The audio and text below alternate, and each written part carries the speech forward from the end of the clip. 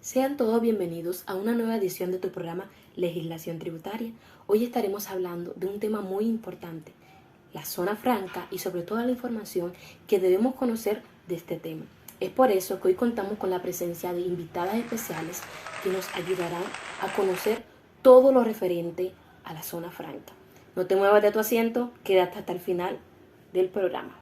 Cuando hablamos de zona franca, nos referimos a las áreas geográficas delimitadas del territorio nacional, en donde se desarrollan actividades industriales de bienes y de servicios o de actividades comerciales que se encuentran regidas bajo una normatividad especial en materia tributaria, aduanera y de comercio exterior.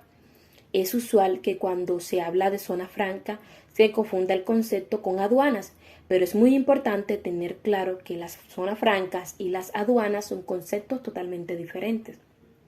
Cuando hablamos de aduanas, nos referimos a la entidad que se encarga de regular y registrar las operaciones del comercio exterior, con el fin de que sean controladas el tráfico internacional de mercancías o de individuos que se exportan o se importan.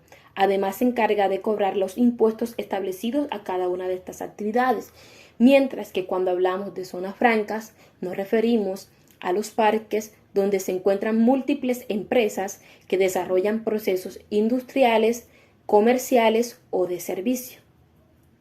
Otro objetivo de la zona franca es atraer inversión extranjera para de esta forma lograr un desarrollo de las regiones, además de promover el encadenamiento con la industria radicada fuera de las zonas francas, permitiendo que éstas puedan competir en igualdad de condiciones por el suministro de los bienes a las compañías localizadas en las zonas francas. Ahora le vamos a dar la bienvenida a una de nuestras invitadas la noche de hoy. Mari, por favor, compártenos un poco más de la zona franca. ¿Cómo son creadas las zonas francas? Para obtener la declaratoria de existencia de una zona franca, deberá presentarse la solicitud ante la Dirección de Impuestos y Aduana por parte de la persona que pretende ser usuario, operador de la misma, acompañada del Plan Maestro de Desarrollo General de Zona Franca aprobado y del concepto favorable emitido por la Comisión Intersectorial de Zonas Francas.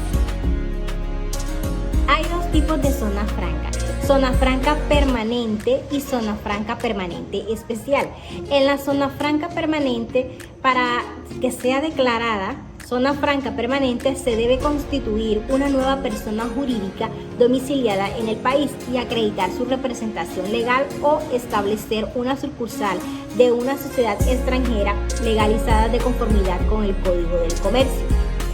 Presentar el Plan Maestro de Desarrollo General de la Zona Franca aprobado por la Comisión Intersectorial de Zonas Francas. Adjuntar proyección de la construcción del área destinada para el montaje de las oficinas, donde se instalarán las entidades competentes para ejercer el control y vigilancia de las actividades propias de la zona franca permanente y del área para la inspección aduanera, que en todo caso deberá ser mínimo de 1.500 metros cuadrados. ¿Y qué se requiere para obtener la declaratoria de zona franca permanente especial? Para obtener la declaratoria de existencia de una zona franca permanente especial, es necesario constituir una nueva persona jurídica domiciliada aquí en el país y acreditar su representación legal o establecer una sucursal de sociedad extranjera legalizada de acuerdo con las exigencias del Código del Comercio. Allegar las hojas de vida de la totalidad del personal directivo y de los representantes legales.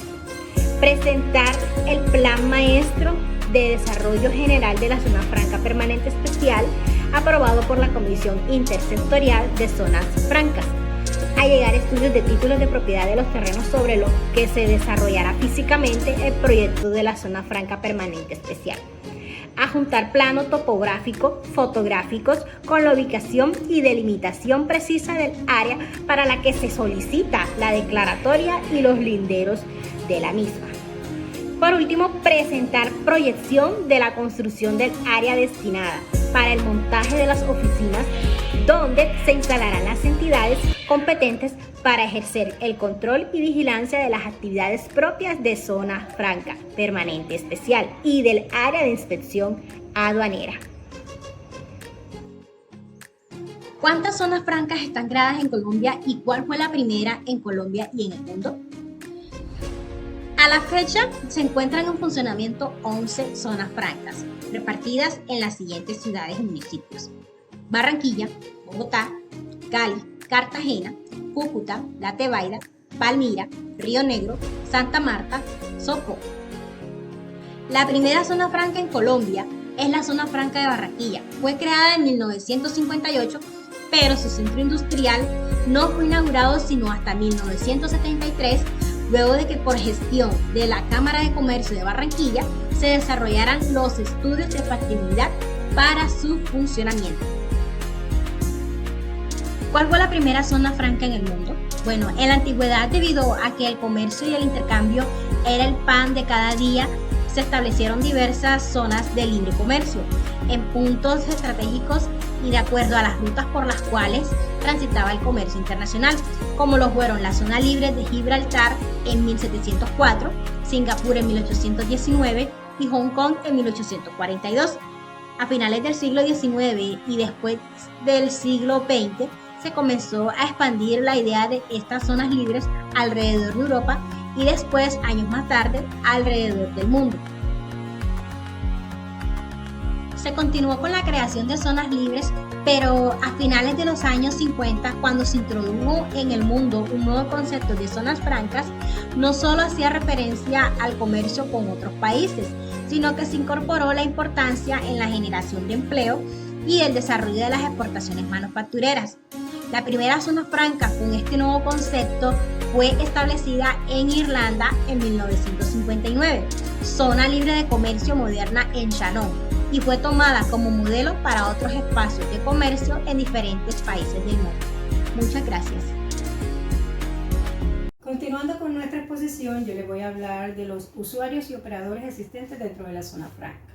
Existen 6 tipos de usuarios dentro de la zona franca que están directamente relacionados con la clase de zona franca en la que realiza sus actividades.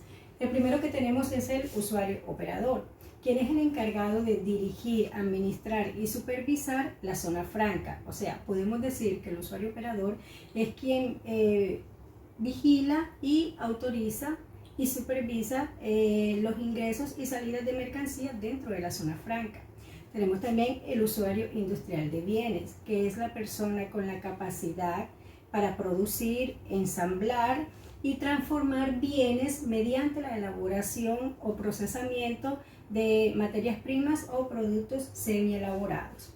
Tenemos también el usuario industrial de servicio, quien es el encargado de las actividades de logística, transporte, almacenamiento, etiquetado, empaquetado, actividades de salud, de odontología, de turismo, de relación y distribución de datos, entre otras. Tenemos también el usuario comercial, quien es el que realiza actividades de mercadeo, comercialización, almacenamiento y conservación dentro de la zona franca. Nos encontramos también con el usuario administrador, quien es la persona jurídica con la capacidad legal para desarrollar eventos de carácter nacional e internacional con el fin de realizar actividades de promoción, dirección y administración. Nos encontramos también con el usuario expositor, quien con ocasión de celebración de un evento de carácter nacional e internacional obtiene un vínculo contractual con el usuario administrador en calidad de expositor. Bien, ahora hablaremos sobre los beneficios tributarios de las zonas francas. Dentro de esto tenemos un impuesto único sobre la renta del 20%. También encontramos que no se causan ni pagan tributos como el IVA y el arancel para las mercancías que se introduzcan en la zona franca. También tenemos que las mercancías de origen extranjero que entren en la zona franca podrán permanecer en ellas indefinidamente. Tenemos también la exención del IVA para materias primas, bienes y productos terminados que se venden dentro del territorio nacional aduanero entre las zonas francas o entre estos.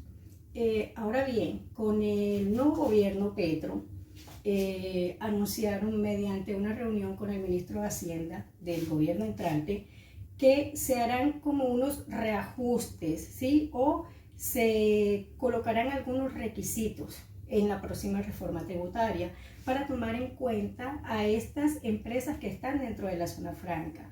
Todo esto porque no es justo que las empresas que se encuentran dentro de la zona franca, que deben de tener una mayor exportación de mercancías, el 85% de sus ventas son a nivel nacional, lo cual crea una competencia injusta con los empresarios que se encuentran a nivel nacional y que sí pagan un impuesto sobre la renta del 35%. O sea, que en la próxima reforma tributaria tomarán la medida de poner en cintura a estas empresas dentro de la zona franca y van a ponerle unas metas de exportación, las cuales, si son cumplidas, podrán seguir con este beneficio del impuesto sobre la renta del 20%, o si no, tendrán que hacerlo de manera normal como lo hacen los empresarios que tenemos a nivel nacional.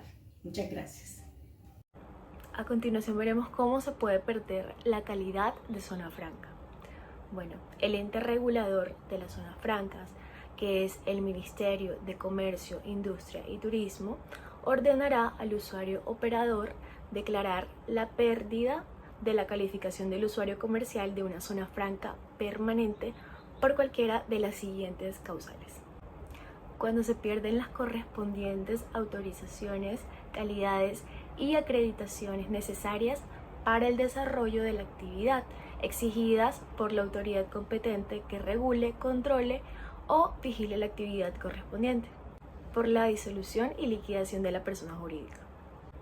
Cuando la DIAN o Dirección de Impuestos y Aduanas Nacionales imponga la sanción de cancelación de registro como operador de comercio exterior, por solicitud voluntaria del usuario industrial de bienes o servicios.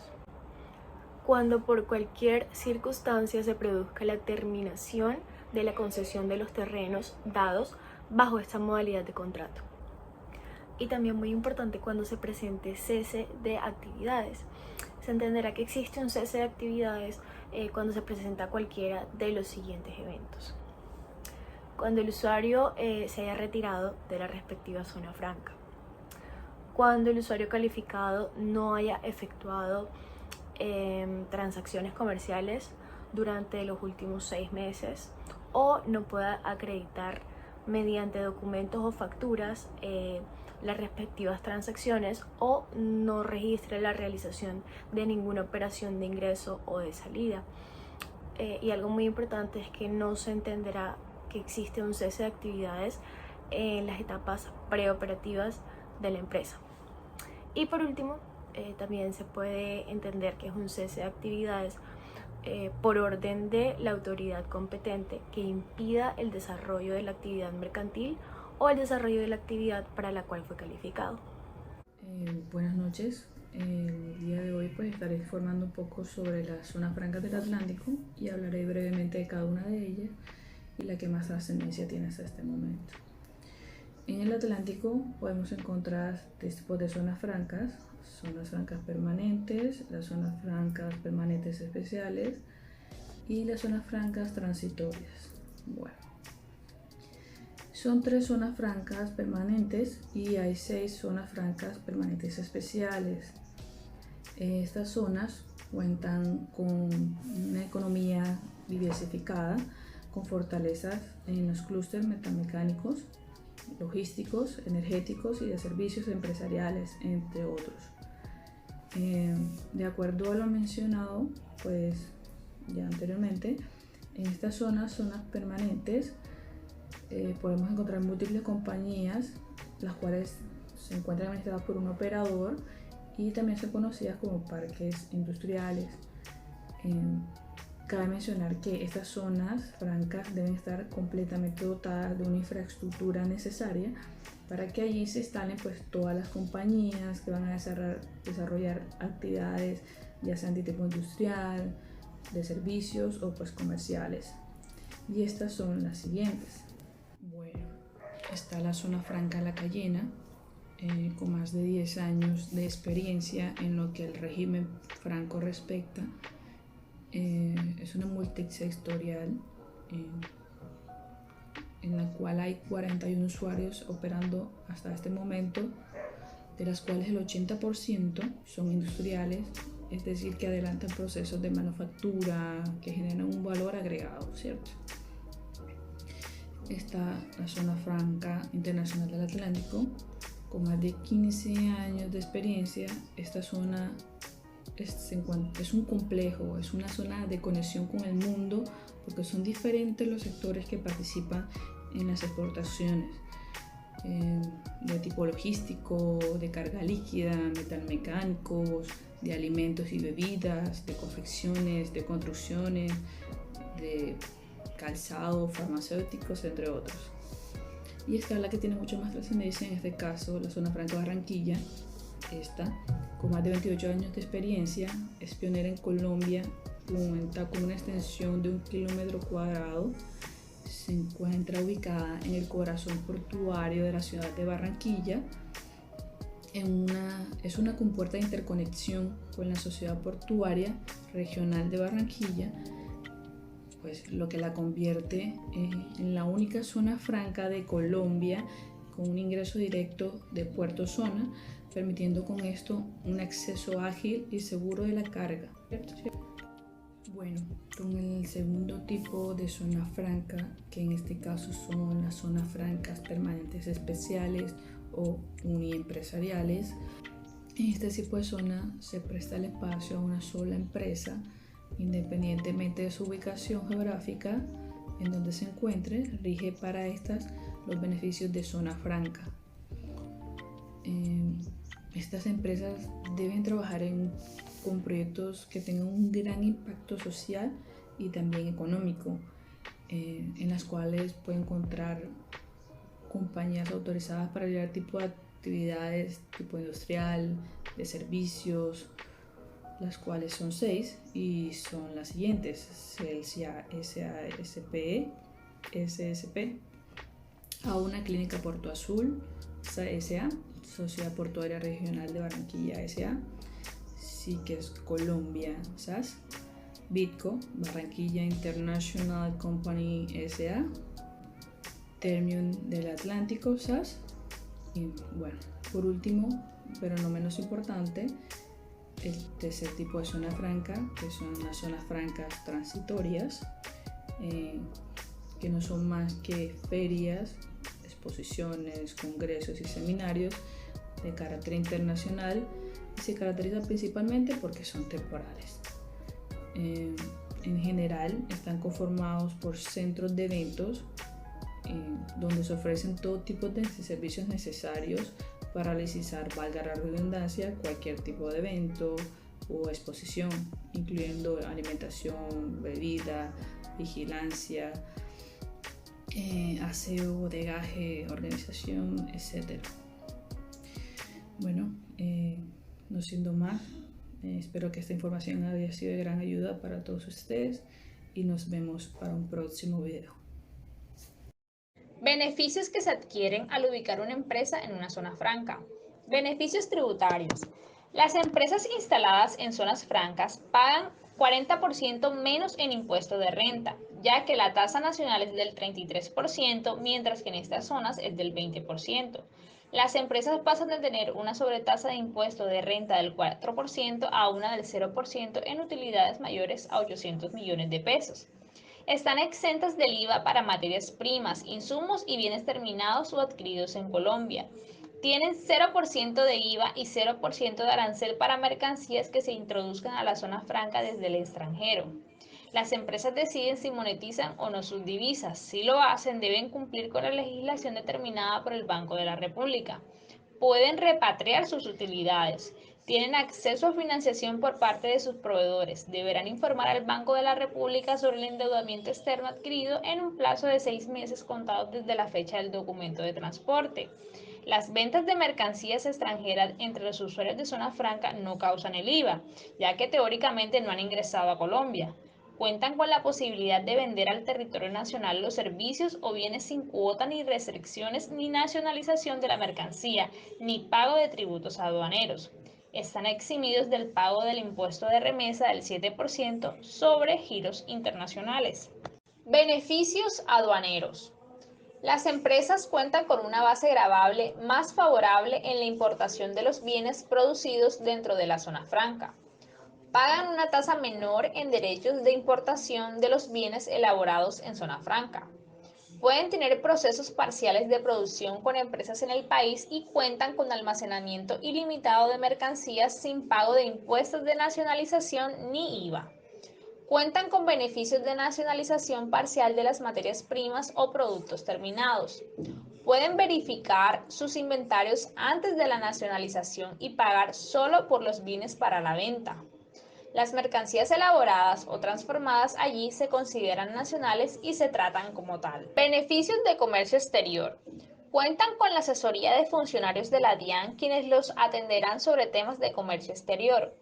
Podrán clasificar y redistribuir bienes desde la zona franca sin tenerlos nacionalizados y sin la presión de no tener tiempo de depósito ilimitado.